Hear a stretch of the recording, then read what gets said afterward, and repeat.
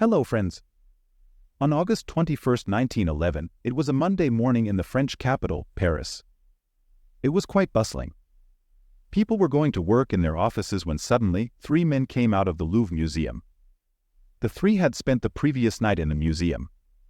And now, they were carrying an important property of the Louvre Museum. That was hidden in a blanket while they tried to escape. They went to a nearby railway station and caught the train at 8:45 in the morning and disappeared. The whole world was unaware of the fact that they had stolen a painting. Not an insignificant painting. The world's most famous painting.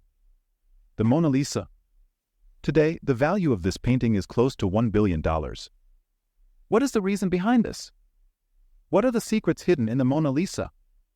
Why is this the most famous painting in the world? Let's understand the mystery of the Mona Lisa in today's video. Mona Lisa was painted in 1503 by an Italian artist, Leonardo da Vinci. And this man was so amazing that you won't even believe it. Not only was he a painter, but also an engineer, scientist, sculptor, architect, and theorist. He had knowledge of so many subjects, be it painting, cartography, astronomy, anatomy, botany, hydrology, geology, optics, or even paleontology. An entire video can be made on his life. So, without talking about him too much, let's get to Mona Lisa. Which was his most famous painting? But who was this person in the painting? People have always been curious about the identity of the woman in the painting.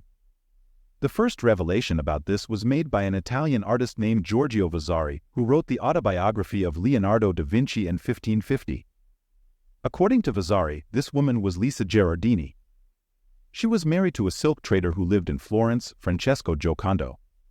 He believed that Francesco had commissioned this painting of his wife, and that's the origin of the names of this painting. The first name that we all know, Mona Lisa, derived from Madonna Lisa.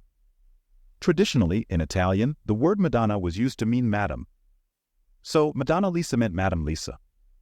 The word Madonna was later shortened to Mona. Mona with a double N. When this was written in English, an N was dropped and Mona became Mona. So Mona Lisa means Madam Lisa or Lady Lisa. And then comes Mona Lisa's other name, which is La Gioconda. After her marriage, Lisa Gherardini became Lisa Giocondo. Interestingly, in Italian, Giocondo means light-hearted or cheerful, meaning bright and joyful. And today, Mona Lisa is very famous for her smile. So that's where it got its name, La Giocondo. In French, the word Giocondo is written with a J, like this, Joconde. So that's why when you go to the Louvre Museum in Paris and see the painting of Mona Lisa in French, it would be identified as La Gioconde. Now, the interesting thing is that in 1550, despite this revelation, people were not ready to believe that Vasari's narrative was correct. Many theories started to emerge about this woman being someone else. Some people said that she was Leonardo da Vinci's mother. Some said that this was a painting of a queen from the Italian aristocracy. The most interesting theory was that in this painting, Da Vinci painted himself. That this painting is not of a woman, but in fact a self-portrait of Da Vinci, where he imagined how he would have looked had he been a woman. This theory was promoted by artist Lillian Schwartz in an article in 1987. She used digital tools to try to show similarities between Leonardo da Vinci's face and Mona Lisa's image. With this logic, any two faces can be seen as similar by placing them on top of each other. But today, we can say with a lot of certainty that the woman painted here is indeed Lisa Giocondo. A professor living in Florence researched this for 25 years and found the archives, and in 2004, he discovered clear evidence to prove this fact.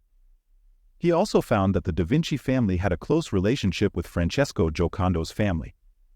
He also found a record that Lisa's marriage was registered on March 5, 1495, when Lisa was 16 years old and Francesco was around 30 years old. He found that Leonardo da Vinci's father and Lisa's husband knew each other very well. And it's possible that this painting was commissioned not by Lisa's husband, but by Leonardo's father. Paul Anti says that when the Mona Lisa was painted, Lisa was 24 years old. And that there might have been two reasons for painting this.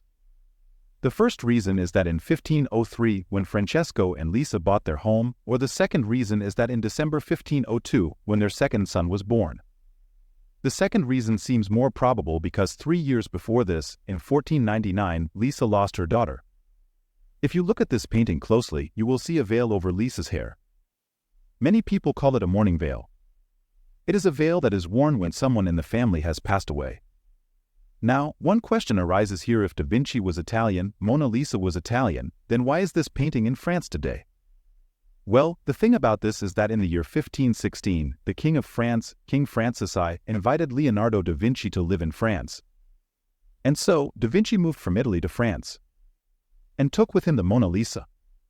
Historical records aren't clear about this, but it's believed that da Vinci hadn't completed the painting yet.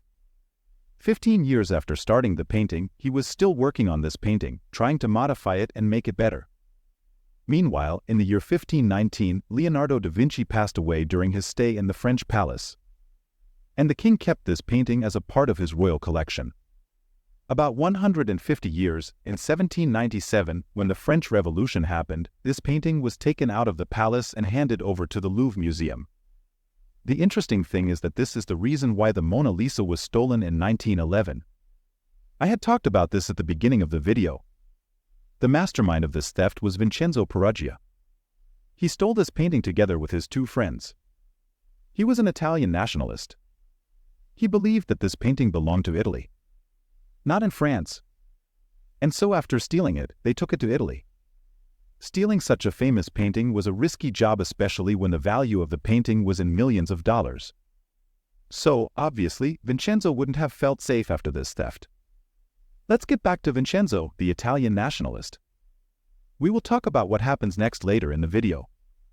But before that, let's know the speciality of this painting. Why is it so special? First of all, the Mona Lisa was not painted on paper, canvas, or cloth. Instead, it was painted on poplar wood. In those days, it was the favorite wood of Italian painters. Secondly, this painting isn't large. Look at the photos. This is where it hangs in the museum. You can see its size in comparison to the people. This painting is only 77 centimeters by 53 centimeters. But still, it is considered so special because, in its time, in Italy, this was the first painting which focused so closely on the person. This is a half-length portrait. These types of shots are very common in photography today. But no one used to make such paintings in those days. If you look at the overall color grading of this painting, you will see a lot of brown and yellow shades. It looks like a very dull painting. It is so yellowish that at one point, a professor declared Lisa a cholesterol patient. But there are two reasons behind this. First, a varnish layer has been applied to this painting so that moisture does not affect the painting badly. It looks like a dull painting. It is so yellowish that once a professor had declared Lisa to be a patient with high cholesterol. But there are two reasons for this.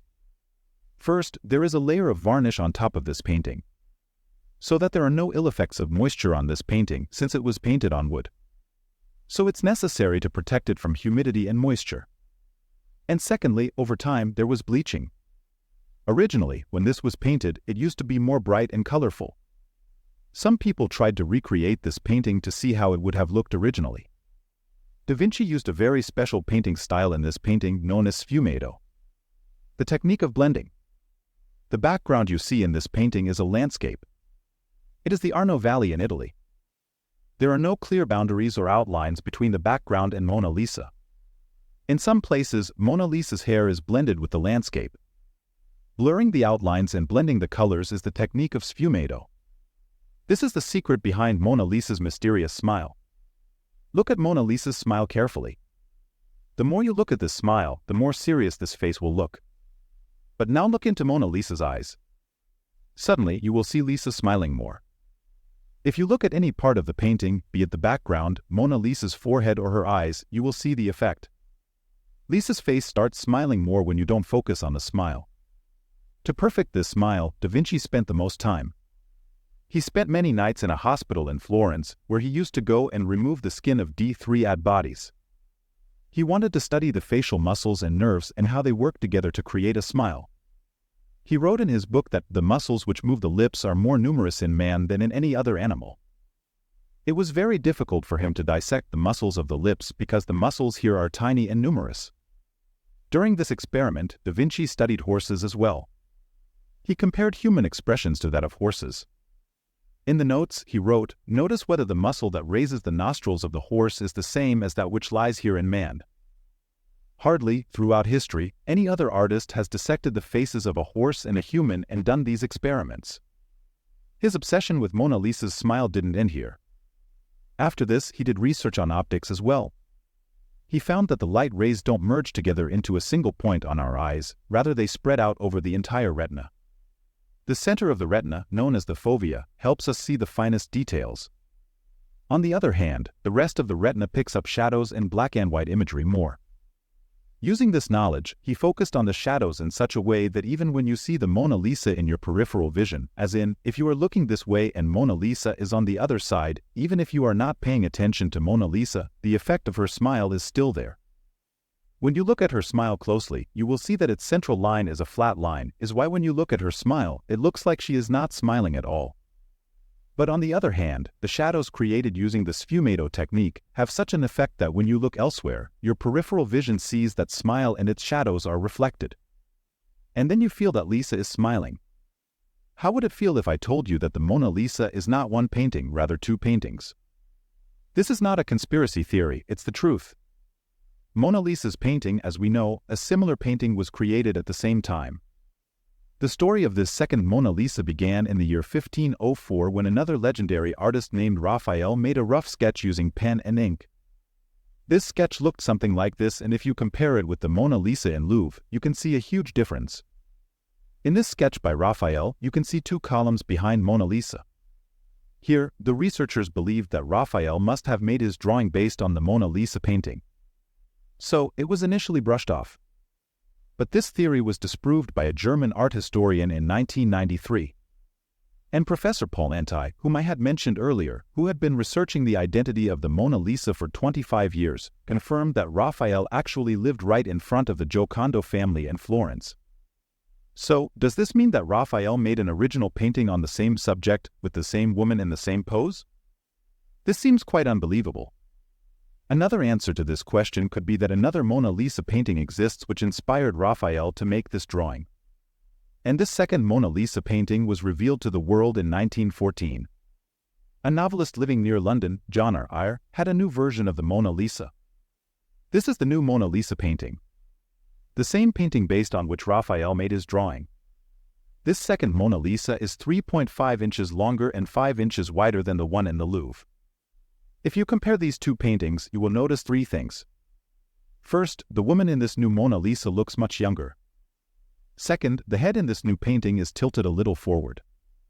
And third, the expressions of this new Mona Lisa are very straightforward and clear. There is nothing mysterious about her smile that is in the Mona Lisa in Louvre. The two columns in the background are the ones seen in Raphael's drawing. Due to these reasons, a new theory is coined by the experts. That Leonardo da Vinci was actually working on two Mona Lisas. Leonardo da Vinci painted both these Mona Lisa. But the Isleworth Mona Lisa that was later discovered was the first version of da Vinci's painting. He was experimenting with his style then. And this is why the Mona Lisa in that painting looks younger than the other Mona Lisa.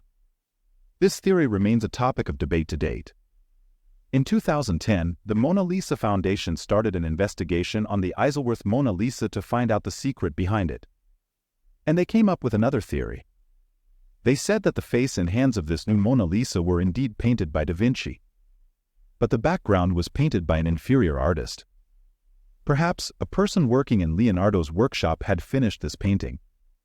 Both these theories remain mere theories because no solid evidence has been found on either side. Coming back to the theft of the Mona Lisa, it was found that the mastermind of this theft, Vincenzo Peruggia, was an employee in the Louvre Museum.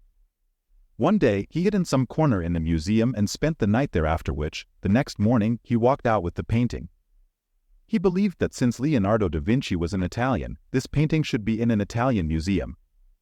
When the news of the theft spread, it made headlines all over the world. Scores of detectives were put to work to look for the thief. But no one could find him. For 2 years, Peruggia hid this painting at his home. He wondered what he could do with it. The whole world was looking for it. Finally, he became impatient and tried to sell the painting. He tried to sell this painting to an art dealer in Florence, to Giovanni Paggi. Giovanni became suspicious and saw the stamp on the painting to confirm that it was the stolen painting. He was being sold the most wanted item in the world. Because of this, Vincenzo was caught and was sentenced to 6 months' imprisonment. The painting was sent back to the Louvre Museum and was hung up on January 4, 1914. Today, this painting is displayed there, behind bulletproof glass, in strict climate-controlled conditions where humidity is maintained at 50% plus or minus 10%, temperature is strictly maintained at 18 degrees Celsius to 21 degrees Celsius. Perhaps the most interesting part in this story is that only after this theft did Mona Lisa's popularity start increasing. And it became the world's #1 famous painting. That's right. Before the theft, the Mona Lisa was not very famous. People who were interested in art knew about the Mona Lisa, but the common folks did not know about the Mona Lisa. So, if you go to the Louvre Museum and see the painting of the Mona Lisa and you see a crowd of people around it, then you can blame Vincenzo for this popularity. Thank you very much.